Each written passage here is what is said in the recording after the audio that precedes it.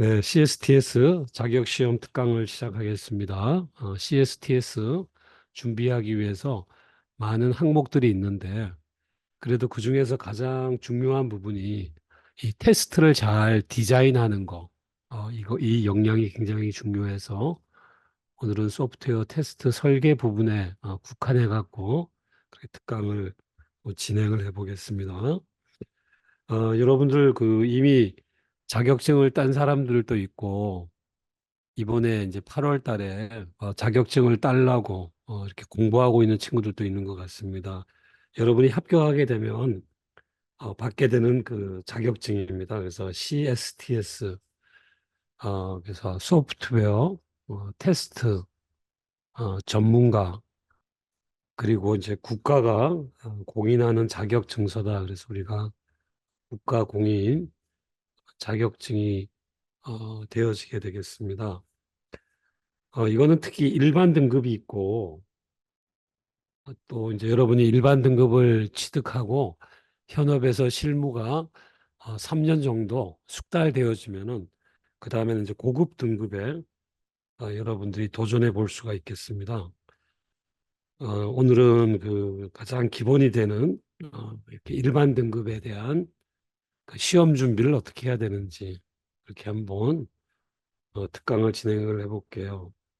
그래서 아무래도 이렇게 자격증 시험을 보려면 그 자격증과 관련되어 있는 그 도서를 필독하는 게 되게 중요하겠는데, 특별히 이렇게 CSTS를 위해서는 소프트웨어 테스트 전문가 가이드라고 하는 요 책을 여러 번 그렇게 또 여러분들이 반복하고 공부를 해야 되는데, 어, 이미 여러분들은 뭐 구매해 갖고 계속 공부하고 있는 중일 걸로 그렇게 믿고 있고, 요 책을 이제 들여다보면은 크게 세 개의 파트로 구성이 되어 있어요. 첫 번째는 그죠? 이렇게 테스트에 대한 개요. 왜 소프트웨어 테스트가 필요한지. 그다음에 소프트웨어 테스트를 하면은 어떤 이점이 있는지. 또 산업에서는 어떤 테스트 기법이 활용되고 있는지 이런 여러 가지 개요를 다루는 게 일부고, 그다음에 파트 2가 바로 테스트를 하려면은 테스트 데이터들을 잘 만들어내야 되는데, 그 테스트 데이터들을 어떻게 우리가 만들 거냐, 디자인하는 그런 기법이 되어지겠어요. 그래서 특별히 그 두 가지 방법이 있는데, 하나는 우리가 그 구조 기반으로, 우리가 이제 코드의 구조가 되어지겠습니다. 코드의 구조를 기반으로 테스트를 설계하는 그런 방법이 9장에서 커버가 되고, 10장에서는 코드 없이 명세만 가지고 테스트를 설계하는 그런 기법이 10장인데, 10장이고, 그 다음에는 이제 마지막 3부는 기업 차원에서 어떻게 하면 효과적으로 테스트를 업무를 수행할 수 있는지, 기업의 요 테스트 프로세스, 테스트 절차들, 이런 것들을 다루도록 이렇게 1부, 2부, 3부가 있는데, 뭐 모든 부분들이 다 중요하겠지만은, 그다음에 특별히 우리 학부생 때, 대학생 때 꼭 좀 잘 익혀야 되는 부분들이 요 가운데 있는 9장, 10장에 해당되는 구조 기반의 테스트 설계와 명세 기반의 테스트 설계 이렇게 되어지겠습니다. 그래서 오늘 특강의 범위는 요 책의 파트 2의 9장, 10장을 좀 중점적으로 여러분들에게 잘 한번 이해를 시켜보도록 그렇게 해볼게요. 그래서 특강의 목차를 이렇게 한번 적어봤습니다. 소프트웨어 테스트 설계라는 게 과연 뭘까? 그거에 대한 오버뷰, 그거를 먼저 좀 그래도 먼저 설명을 드리고, 이어서 두 가지 설계 기법인 그 명세를 기반으로 테스트를 설계하는, 이걸 다른 말로 우리가 블랙박스 테스트라고 이제 부릅니다. 그 다음에 이제 코드의 그 구조, 이거를 따라가면서 테스트를 설계하는 이 코드가 보이니까는 오픈 박스라고 해서 화이트 박스 테스트라고 이렇게 이제 부르게 되어지겠습니다. 그리고 이제 마지막 끝에는 뭐 시험 문제 풀이하는 뭐 비법 뭐 그런 거 좀 짧게 그렇게 한번 설명을 한번 드려볼게요. 이렇게 네 가지 목차로 한번 진행해 볼게요.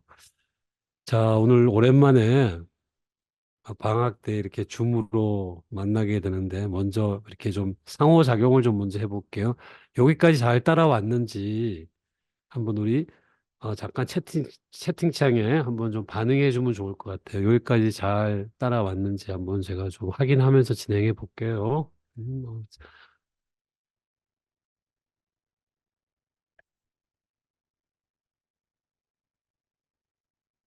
네. 다들 잘 따라오고 있네요. 그럼 오늘 본격적으로 특강을 한번 시작해 볼게요. 먼저, 어, 이런 소프트웨어, 테스트를 한번 다뤄볼게요. 예제를. 아주 간단한 예제인데, 이거는, 성적 점수를 받아들여서, 그다음에 이 사람이 그 등급이 어떻게 되는지, A 학점인지, B 학점인지, F 학점인지를 판정해주는 프로그램을 있다고 해 봅시다. 그죠? 뭐, 파이썬으로 짰는데 아주 간단하게 그레이드라고 하는 그런 함수인데, 얘는, 점수를 받아들여서 그 스코어 점수가 90보다 크면 A를 리턴해주고, 그 다음에 90보다는 크거나 같지 않은데, else if인데, 80보다는 크거나 같으면 B를 출력해주고, 또 80보다 크거나 같지는 않는데 70보다는 크거나 같으면 C를 리턴해주고 이 위에 아무것도 해당이 되지 않는다. 그러면은 아마 70점 미만이라서 F를 이렇게 리턴해주는 그레이드라는 함수가 있다고 봅시다. 그래서 우리가 입력을 받아서 이 스코어에다가 집어넣고 이 그레이드에다가 넣으면 이 점수에 해당하는 등급이 이제 출력되는 이 프로그램을 한번 우리가 한번 테스트 해 볼게요. 그래서 사실은 어저께 이거 챗 GPT로 한번 실행해 본 건데, 그래서 예를 들면은 입력값을 85라고 한번 넣어 봅시다. 인풋 값을. 그래서 찍게 되면은, 그러면 내가 이제 85를 넣을 때 내가 기대하는 결과가 있잖아요. 85를 넣었으니까는 이 성적 프로그램은 아마 B를 출력해 줄 거야. 요게 내가 예상 결과가 되는 거죠. 근데 실제로 실행 결과가 B가 나오니까는 요 테스트 데이터에 대해서는 요 그레이드라는 프로그램이 내가 의도한 대로 잘 돌아가고 있구나 이렇게 확인할 수 있는 거잖아요. 그래서 방금 이렇게 입력값 85점 같은 입력값과 그다음에 예상 결과 B 요런 두 가지 쌍을 우리가 테스트 데이터라고 부르고 그러면 이제 테스트 데이터로 프로그램을 실행해서 그 실행의 결과와 예상 결과를 비교해서 테스트를 성공했다, 실패했다 이렇게 이제 우리가 얘기할 수가 있는 거죠. 성적 등급은 너무나 간단해 갖고 여러분들이 이렇게 테스트 데이터 이런 개념들 쉽게 그렇게 이해할 수 있는데 조금 하나 더 들어가 봅시다. 다른 예제를. 아, 우리 이렇게 올해가 몇 년인가요? 2024년도인가요? 올해는 평년인가요? 아니면은 2월에 29일까지 있는 유년인가요? 그래서 우리가 2월 달에 28일까지 있는 평년도 있고 어떤 연도는 29일까지 있는 이렇게 윤년도 있는데 이번에는 어떤 연도가 주어졌을 때 그 연도가 윤년인지 아닌지를 그 판정하는 프로그램을 한번 짜봅시다. 그래서 이제 그러면 윤년이라는 개념을 알아야 되잖아요. 그래서 위키피디아를 보게 되면 그 윤년에 해당되는 그 정확한 규칙을 위키피디아는 이렇게 설명을 하고 있어요. 어떤 그 연도가 4로 나누어 떨어지는 해는 윤년으로 한다. 자, 4로 떨어지지만 100으로도 나누어 떨어지는 해는 평년으로 한다. 자, 세 번째는 4로 떨어지고 100으로 떨어지고 400으로 모두 나누어 떨어지는 해도 윤년으로 한다. 그 여기에 어, 윤년과 평년 이런 이제 설명이 있는 거죠. 그러면 우리 그 프로그래머들은 뭐예요? 요런 설명을 잘 이해해서 자바가 됐던 또 뭐 파이썬이 됐던 이런 코드를 하나 짜잖아요. 그죠? 그래서 is leap year. 그래서 이게 윤년이냐? 이렇게 연도를 집어넣게 되면 그러면 이제 우리가 방금 그 위키피디아에서 그 윤년에 해당되는 세 가지 규칙 그것들을 잘 이해해서 컴퓨터 이제 코딩으로 이렇게 이제 표현을 해놓는 게 프로그램이 되어지고 나서 그럼 이 프로그램이 제대로 동작하는지를 한번 확인해 봐야 되잖아요. 그래서 평년을 넣으면 평년이 나와야 되고 윤년을 입력하면 윤년이 나와야 되는데 거꾸로 되면 안 되겠죠. 그죠? 윤년도 아닌데 그냥 평년인 것들을 윤년이다 이렇게 오판하게 되면 굉장히 그 큰 악재들이 많이 발생할 수 있는 거죠. 무슨 악재가 있나요?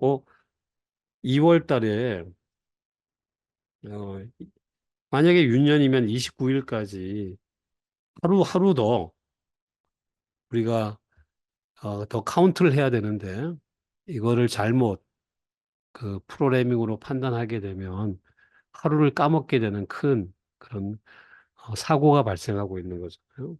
그래서 아주 간단한 것 같지만 사실은 이 윤년 관련된 버그들은 굉장히 유명한 버그들이에요. 그래서 윤년 버그라고 해갖고 그 2000년도에 무슨 문제가 있었냐면은 Y2K 문제가 생겼어요. 저 Y 이거는 이어의 약자예요. 2000 그래갖고 Y2K라고 하는 큰 문제가 있었는데 아마 여러분들 태어나기 전일 것 같다 이런 생각도 드는데 왜 그러냐면 옛날에는 컴퓨터 이 메모리가 귀해갖고 연도를 표시할 때 우리가 이렇게 네 자리로 표현하면 원래 2024년 네 자리로 표현하면 큰 문제도 안 생기는 건데 옛날에는 기억 장소를 절감한다고 두 자리만 썼었어요. 그래서 00, 01 그래갖고 1999년에 99를 썼잖아요. 그 다음에 두 자리니까는 00이 되면 이게 1900년에 00인지 2000년도에 00인지 구분이 잘 안 가잖아요. 근데 사실은 99에서 00이 된 것들은 2000년이 되는데 요 1900은 평년이거든. 그런데 2000년은 이제 윤년이 되어지는데 이 컴퓨터 프로그램들이 이런 것들을 과연 잘 핸들링해서 서기 2000년을 윤년으로 이렇게 판정할까?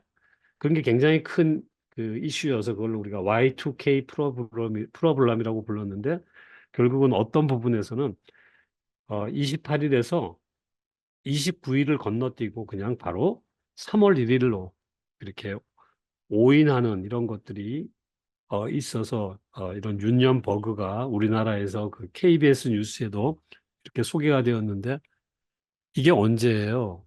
2000년이면 지금부터 한 24년, 25년 전이잖아요. 근데도 아직도 이런 문제가 생긴다는 거예요. 그래서 이건 어디냐면은 뉴질랜드에서 발생했던 건데, 그래서 뉴질랜드의 2024년 2월 29일 날, 사실은 2024년 금년이 어, 윤년이거든요. 그러면은 29일까지 카운트하고 3월 1일로 넘어가야 되는데, 미스가 있었는지, 그래서 2월 28일에서 바로 3월 1일로 넘어가 버린 거예요. 그래갖고 아마 어떤 그 주요 시스템인데, 그 결제 시스템에서 요, 여기 잘 안 보이겠지만은, 사이트 unavailable. 이게 이제, 이 주유소, 셀프 주유소에, 이 시스템이 사용 불가로 떠서 굉장히 그 손해가 있었던 그런 그 뉴스가 20년 지난 지금도 이렇게 간혹 가다가 이런 윤년 버그들이 이렇게 발생을 하고 있습니다. 그래서 우리가 어떤 그 소프트웨어가 있다. 그럼 그 소프트웨어가 의도한 대로 제대로 동작하는지를 이렇게 테스트 데이터를 넣어서 이제 확인해 봐야 돼요. 그래서 우리가 그런 테스트의 대상이 되는 소프트웨어를 우리가 테스트 대상 프로그램 또는 소프트웨어 그래갖고 소프트웨어 언더 테스트 그래서 SUT라고 불러요. 그러면 테스트할 프로그램이 주어지게 되면 우리가 이제 이 프로그램을 실행시킬 테스트 데이터가 이제 필요하잖아요. 그죠? 그래서 그 테스트 데이터는 아까와 같이 그죠? 입력값과 예상 결과. 어, 그런데 간혹 가다가 요 두 가지를 서로 혼, 서로 이렇게 맞바꾸어서 많이 사용되는데 어떤 경우에는 테스트 케이스다 부르고 어떤 경우는 테스트 데이터라고 부르는데 그 테스트 케이스는 이런 거예요. 약간 좀 더 큰 개념이에요. 예를 들면 이런 거죠. 뭐, 야, 홀수 경우들만 우리가 조사해 보자. 아니야, 짝수 경우들만 조사해 보자. 아니면 뭐 10 이하의 홀수들만 조사해 보자. 이런 큰 개념을 쓸 때는 보통 테스트 케이스라고 부르고 요 테스트 데이터 그러면은 컴퓨터로 바로 실행 가능한 입력들. 그래서 예를 들면은 10 이하의 홀수를 한번 다 조사해 보자. 그러면 이제 우리가 1, 3, 5, 7, 9 이런 것들 뽑아내어서 이거는 바로 컴퓨터로 실행할 수 있는 그런 입력이 되어지는데 이런 것들을 테스트 데이터다. 그래서 많은 책들이 요 두 가지를 같이 서로 맞바꾸어 가면서 이렇게 쓰는데 그래도 우리 지금 특강 듣고 있는 친구는 테스트 케이스는 좀 그 더 큰 개념이구나. 그다음에 그 케이스를 실행시키기 위해서는 한 케이스마다 여러 실제의 입력 데이터들이 필요하는구나. 그렇게 좀 이해를 하면 되어지겠어요. 그래서 그 테스트할 프로그램을 데이터를 가지고 실행을 하게 되면 그 실행 결과가 예상 결과랑 같이 나오면은 성공하고 그렇지 않게 나오면은 이제 어, 실패하게 되면은 프로그램 어딘가에는 버그가 있다 또는 결함이 있다 이렇게 우리가 얘기할 수 있는 거죠. 그래서 그림으로 그려보면은 이렇게 되는 거죠, 그죠?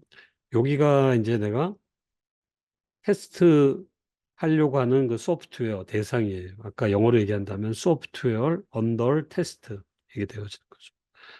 그럼 요 테스트, 소프트웨어를 테스트하기 위해서 다양한 케이스들이 있잖아요. 그죠? 테스트 케이스들이 있고 한 케이스들마다 실제로 그 컴퓨터에서 실행하기 위한 다양한 테스트 데이터들이 있는 거죠. 그래서 테스트 데이터 입력과 요걸 넣었을 때 나오는 예상 결과 요 쌍을 우리가 테스트 데이터라고 부르면은 이걸 집어넣으면 실제로 얘를 그 테스트 환경에서 실행을 시켜서 그 어떤 실행 결과가 나오면 요 실행 결과랑 예상 결과랑 비교해서 테스트가 성공했다 또는 실패했다 이렇게 우리가 판정해 볼 수가 있게 되어지겠습니다. 그러면 그 왜 테스트가 필요하냐 뭐 이런 거죠, 그죠? 이 세상에 완벽한 사람이 누가 있겠습니까? 내가 아무리 열심히 프로그램을 잘 짠다고 하더라도 고의적이든 또는 우연이든 내 코드 안에 항상 이런 버그 또는 요새 버그 대신에 결함 디펙트라는 게 있잖아요. 그죠? 있기 마련이잖아요. 100%내 프로그램에 결함이 없다라고 아무도 얘기할 수가 없잖아요. 그러니까는, 내 프로그램이 결함이 없는지를 이제 조사를 해봐야 되는데요. 만약에 이제 프로그램이, 이 결함을 제대로 체크도 안 하고 있다가, 이 프로그램이 실행이 되다가, 결함 때문에, 장애가 발생해요. 어, 예를 들면 뭐 저런 거잖아요. 증권거래소의 시스템이 이 결함을 제대로 예방하지 않고 태만하게 운영하다가 어느 날 이 결함이 어, 장애로 발생되면 결국 이제 큰 증권거래소가 이제 목통이 생기는 거잖아요. 대표적인 게 뭐냐면 미국의 나이트 캐피탈이라고 하는 데가 있는데 이게 특별히 그 소프트웨어 버그로 이 주식 거래 시스템이 40분인가? 40분 장애를 일으켜서 셧다운이 됐어요. 그래갖고 나이트 캐피탈이 얼마나 많은 돈을 물어줬냐면은, 여기 보니까는, 그죠? 그, 어, 400밀리언을 물어줬다는 거예요. 400밀리언. 밀리언이라는 게 얼마예요? 우리가 100만이잖아요. 그죠? 100만 달러잖아요. 100만 달러. 그러니까는, 여기다 우리가 100만에다가 달러니까 원으로 한다면은 공을 더 3개 붙이면은 10억이 되잖아. 10억, 20억, 100억, 1000억, 조. 하는 4조 원의 막대한 손실을 입은 거죠. 그 소프트웨어의 그 결함 때문에. 그래서 소프트웨어 테스팅이 산업에서는 굉장히 개발만큼 이 개발된 것들이 의도하는 대로 제대로 동작하는지를 이렇게 어, 어, 검토하고 조사하고 이런 게 굉장히 중요해서 국가적으로도 이런 CSTS와 같은 그 공인 자격증을 발급해서 앞으로 점점 우리가 소프트웨어의 의존도가 높아지잖아요. 그죠? 그래서 이 소프트웨어의 품질도 잘 다루는 그런 전문 인력을 지금 정부에서도 굉장히 양성하려고 애쓰고 있습니다. 그다음에 그러면 완벽하게 테스팅을 하면 되지 않습니까? 다시 말하면 모든 경우의 수를 다 조사해 보면 되지 않나 이렇게 생각할 수가 있겠지만은 요거는 하나의 반례를 들기 위해서 완벽한 테스팅이라고 하는 것은 불가능하다는 것을 이제 보여주기 위해서 그런 슬라이드를 가지고 왔는데요. 요게 아주 간단한 C 언어로 된 두 개의 그 XY 정수를 받아들여서 뭔가 처리해서 결과값을 인테저를 리턴해 주는 그런 아주 간단한 프로그램이지만은 요 변수가 만약에 32비트로 표현되었다. 그러면은 요 이 프로그램이 가질 수 있는 모든 가능한 경우는 그죠? X도 2의 32승, Y도 2의 32승 하니까는 이 조합을 하게 되면은 2의 64승계의 서로 다른 그런, 입력을 가지고 있다는 거예요. 뭐죠? 이런 거잖아요. 그죠? X도 0, Y도 0. X는 0, Y는 1. X는 0, Y는 2. 또 X는 0, Y는 마이너스 1. X는 0, 마이너스 2. 뭐 이런 식으로 컨비네이션을 하게 되면 2의 64가지의 서로 다른 경우가 있어서 이거를 1초에 100만 번 테스트를 수행한다. 그러면 쭉 한번 계산을 해봤더니만은 이렇게 조그만한 거지만 10의 5승 years 다시 말하면 10만 년이 걸린다. 따라서 모든 경우를 일일이 조사하는 것들은 불가능하다고 볼 수 있는 거죠. 이번에는 입력 값이 아니라 데이터가 흘러가는 그 실행 흐름들, 그것들을 한번 다 따라가 보면 되지 않겠냐. 맞는 말이죠. 그렇지만은 이 프로그램이 간단하더라도 그 반복문 때문에 이렇게 G에서 A로 돌아가는 이런 반복문 때문에 실행 가능한 서로 다른 경로의 수가 기하급수적으로 늘어날 수 있는 거죠. 예를 들면 여기서 그죠? 그 A에서 G까지 가는데 경로는 뭐가 있냐면 이렇게 하나, 이렇게 둘, 셋, 넷, 다섯 개 이렇게 있는데 다섯 개 이렇게 있는데 이 반복문을 1에서부터 18번 반복을 해보자. 그러면은 서로 다른 경로의 수는 얼마가 나오냐? 5에 18승이 나오게 되어지잖아. 그래서 요거를 우리가 전부 다 풀어 헤쳐보면은 3.8조 개가 나온다. 그래서 모든 경로들을 조사하는 것들은 뭐 불가능하다. 그래서 이제 테스팅의 이론과 실제를 보게 되면 이론적으로는 이론적으로는 뭐 완벽하게 테스트해 보면 되지. 모든 가능한 경우를 다 실행해 보면서 그 프로그램에 내재되어 있는 디펙트, 결함을 찾아보면 되는데, 근데 방금 봤다시피 간단한 프로그램조차도 조사해야 될 테스트 수는 엄청나게 많아서 이상적으로는 좋지만 이렇게 쓸 수 있는 사람은 아무도 없겠죠. 그죠? 비현실적이겠죠. 그래서 실제 테스팅에서는 전체 대신에 요 일부만을 이제 조사하게 되어 있어요. 일부. 그런데 요 일부가 그냥 무턱대고 일부가 아니라 요 일부를 어떻게 설계하느냐가 굉장히 중요한 거죠. 그래서 요 일부는 어쨌든 전체를 대표할 수 있는 그런 샘플이 되어야 되잖아요. 그래서 일부 테스트 데이터를 어떻게 선정하느냐 이걸 우리가 다르게 말하면 테스트 설계라고 불러요.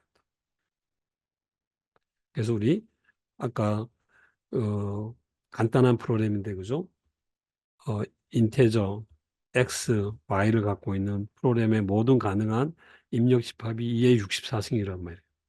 이렇게 많은 데서 예를 들면은 이거의 일부 10개만 추려보죠. 10개. 10개의 데이터. 요걸 추려서 이렇게 여기에다가 집어넣고 요거를 이제 확인해 보자.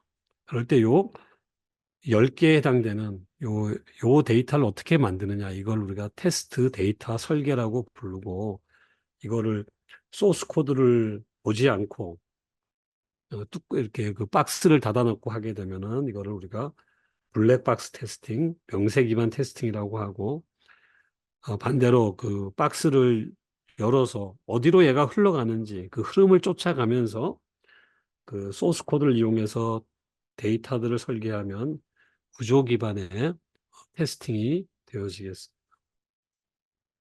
그래서 이렇게 한번 해볼까요? 그래서 요 메이어스라고 하는 사람이 아주 테스팅의 그 대가인데 이 사람이 이제 테스팅을 어떻게 정의했는지 이제 여러분이 요거 충분히 이해할 수 있을 거예요. 그죠? 테스팅이라고 하는 것은 그죠? 소프트웨어를 실행하는 그런 절차 실행하는데요. 왜 실행하느냐? 그 프로그램에 그 잠재되어 있는 그 디펙트, 결함이 있는지 그거를 찾기 위해서 데이터를 가지고 이제 찔러보는 거죠. 그렇게 하는 과정을 어, 테스트의 정의라고 부르고 그렇지만은 이렇게 일부 데이터를 가지고 전체는 할 수가 없고 일부 데이터만을 가지고 결함을 찾고자 노력을 하는 거니까는 한계점도 있어요. 그래서 이 테스트의 한계점을 얘기해 놓은 것이 요 다익스트라에 굉장히 이걸 우리가 명언이라고 부르는데 어떤 명언을 다익스트라가 남겼냐면 다익스트라는 이렇게 얘기했어요. 테스트라고 하는 것들은 다행히 그 버그를 찾아내면 아, 버그가 프리젠스 존재한다고는 얘기할 수가 있을 뿐 여러 번 테스트를 해도 버그를 찾지 못했어요. 그렇다고 해서 이 프로그램엔 버그가 없어. 앱센스 하다고는 결코 얘기할 수가 없단 말이에요. 그래서 테스트의 한계점이 일부만을 가지고 하니까는 결함의 존재만을 얘기할 뿐, 그런 결함이 없다고는, 왜냐하면, 조사 안 해본, 데이터들이 더 많기 때문에 그런 거죠. 그죠? 그래서 보통은 우리가 이렇게 여기가 뭐예요? 이렇게 일부러도 이렇게 했는데 우리가 보통 귀퉁이라고 하잖아요.